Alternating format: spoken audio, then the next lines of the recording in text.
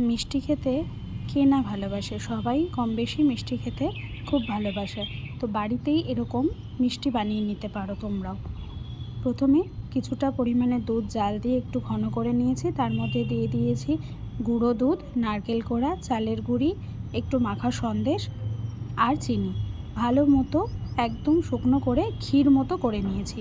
তারপরে ময়দা মেখে রেখে দিয়েছিলাম সামান্য পরিমাণে বিট লবণ আর একটু সাদা তেল দিয়ে। ভালো মতো ময়দাটাকে মেখে রেখে এবার লুচির আকারে বেলে নিয়েছি। বেলে যেই পুরটা করে রেখেছিলাম সেই পুরটাও তার মধ্যে দিয়ে দেখো যেইভাবে আমি ভাঁজ করেছি ওইভাবে ভাঁজ দিয়ে ওপর থেকে দিয়ে দিচ্ছি একটা করে লবঙ্গ। সবকটা একসাথে বানিয়ে নিয়ে ছাঁকা তেলে ভেজে নিচ্ছি। এতক্ষণে বুঝতেই পেরে গেছো কি বানাচ্ছি। হ্যাঁ, লবঙ্গ লতিকা আজকে বানিয়ে ফেললাম বাড়িতেই।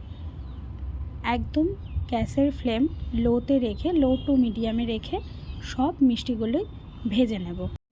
দেখো মোটামুটি এক পিঠ হয়ে গেছে, দিয়ে আরেক পিঠ ভাজার জন্য উল্টে দিচ্ছি।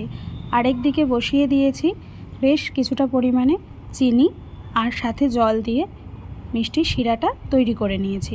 এরপরে যেগুলো ভেজে রেখেছিলাম সেইগুলোই ওই গরম শিরার মধ্যেই দিয়ে দিলাম। দিয়ে আর কিছুই না, এবার মিশিয়ে নিলেই রেডি হয়ে যাবে আমাদের এই সুন্দর বাড়িতে বানানো লবঙ্গ লতিকা মিষ্টিটি। কার কার ভালো লাগলো অবশ্যই জানিও, আর বাড়িতেও তোমরা একদিন ট্রাই করো, খুব সুন্দর হয়েছিল খেতে। তোমরা অবশ্যই বানিও বাড়িতে।